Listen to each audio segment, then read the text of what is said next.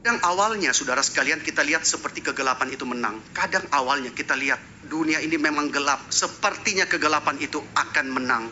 Seperti misalnya kisah daripada misionaris yang ke Korea, saudara. Misionaris dari Amerika bernama Robert Jermain Thomas. Waktu dia pergi ke Korea, tahun 1866, Robert J. Thomas, dia berangkat dari Tiongkok, pergi ke Korea dalam satu misi untuk membawa Injil kepada orang-orang Korea. Robert Thomas, dia bekerja di Scottish Bible Society, dan kemudian dia sadar bahwa bahasa Korea itu memiliki pondasi dasar di dalam bahasa Mandarin. Maka dia percaya kalau orang Korea bisa membaca bahasa Mandarin, dia pasti bisa, dia mengerti. Maka orang Korea itu, dia pasti bisa baca Alkitab bahasa Mandarin. Maka dia mau bawa Alkitab bahasa Mandarin ke Korea. Dia percaya ada yang bisa membaca Alkitab bahasa Mandarin yang dicetak itu. Maka dipenuhi oleh cinta kasihnya kepada orang Korea, keinginan agar terang itu juga boleh bercahaya di antara orang-orang Korea. Dia menaiki kapal Amerika, kapal General Sherman, pergi ke Korea, bawa Alkitab. Tetapi ternyata dekat Korea ada insiden, lalu terjadi pertempuran. Kapal itu diserang 2 hari, sampai kemudian dibakar, dan seluruh penumpangnya itu tewas terbunuh, kecuali Thomas. Maka Thomas, dia dengan susah payah dia berenang mencapai pantai. Dia berusaha bawa sebanyak mungkin Alkitab yang dia bisa bawa. Dia sudah jauh-jauh bawa Alkitab, maka dia bertekad Alkitab ini harus sampai di Korea. Maka dia bawa sebanyak mungkin. Sampai di pinggir pantai, tentara-tentara Korea datang kepada Thomas. Lalu Thomas serahkan Alkitab itu kepada mereka, tapi mereka memukuli Thomas sampai mati di pantai Pyongyang. Dia dipukuli sampai mati di pantai itu. Saudara, ini mengingatkan kita kepada apa yang dialami Yesus ketika dia datang ke dalam dunia. Yesus datang dengan kasihnya yang besar, membawa terang dan keselamatan itu. Tapi dunia tidak menerimanya.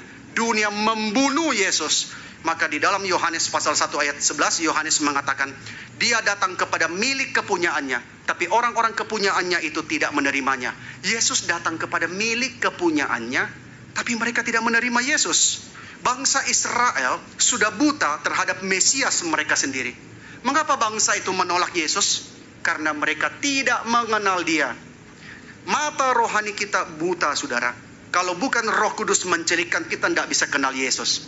Mata daripada orang-orang Israel, mereka buta.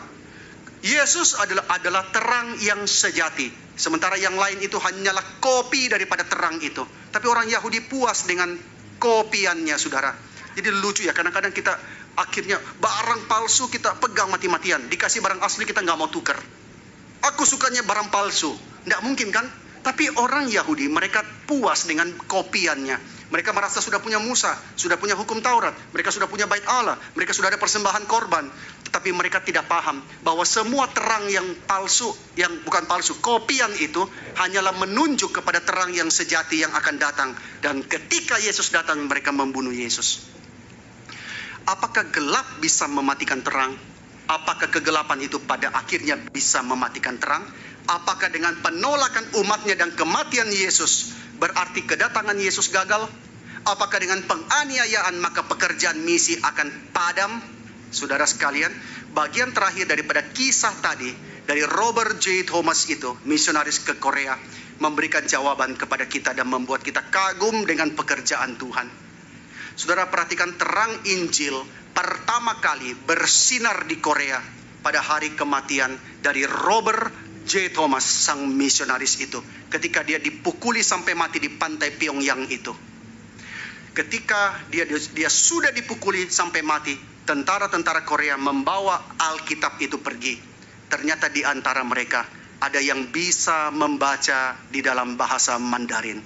Maka mereka membawa Alkitab itu yang dibawa oleh Thomas di dalam pengorbanannya, dan beberapa dari mereka ketika baca dalam waktunya Tuhan, maka mereka mengenal sang terang itu. Dalam waktunya Tuhan, dalam rencananya Tuhan, mereka menaruh iman percayanya kepada Kristus. Jadi jangan pikir bahwa ketika seorang yang diutus akhirnya mati, maka pekerjaan Tuhan berhenti. Maka demikian pula dari kematian Robert J. Thomas, ada tentara yang bisa membaca dan mulai mengerti, dan Injil itu bersinar di dalam hati mereka. Maka sejak permulaan itu, dan kemudian disusul oleh para misionaris yang masuk, terang Injil kemudian bersinar begitu terang, sehingga Kristus dikenal luas oleh orang-orang di Korea. Maka di Korea Selatan saat ini, kekristenan telah berkembang dengan pesat dan merupakan negara dengan populasi Kristen yang sangat besar. Bahkan Korea menjadi negara yang mengutus misionaris keluar. Dulu orang mengutus misionaris dari barat. Sekarang Korea banyak sekali mengutus misionaris keluar. Mereka pergi membawa terang itu kepada bangsa-bangsa yang lain. Saudara-saudara, itu merupakan sebuah cuplikan yang sangat baik sekali, yang mengingatkan kita tentang esensi dari menjadi orang Kristen. Ialah keberanian untuk memberitakan Injil. Hari ini bahkan di gereja yang saya berdomisili itu sudah redup sekali Injilnya. Dalam jawatan di jemaat, setahu saya sesuai Alkitab itu ada pengajar ya, ada gembala, ada juga penginjil. Tapi sekarang nggak ada penginjil, cuma ada pendeta ya, gembala, ada guru agama, ada penatua diaken, ada komisi-komisi kerja, ada banyak sekali, tapi tidak ada lagi penginjil ya, evangelis. Tidak ada lagi saya dengar ada peneguhan penginjil. Sayang sekali ya, ketika gereja yang begitu besar itu berhenti mengabarkan Injil. Di Korea banyak sekali mengutus orang-orang yang pergi kemana-mana untuk menginjil. Saya harap kita sebagai orang Kristen juga sebenarnya harus berani untuk memberitakan Injil ke siapapun yang kita jumpai dalam hidup kita. Kita bicarakan tentang Kristus, tentang kasih-Nya yang besar, tentang penebusannya yang membuat kita bebas dari dosa dan menyucikan kita. Saudara-saudara, kiranya cuplikan ini menjadi berkat. Tuhan memberkati setiap saudara yang menonton. Shalom.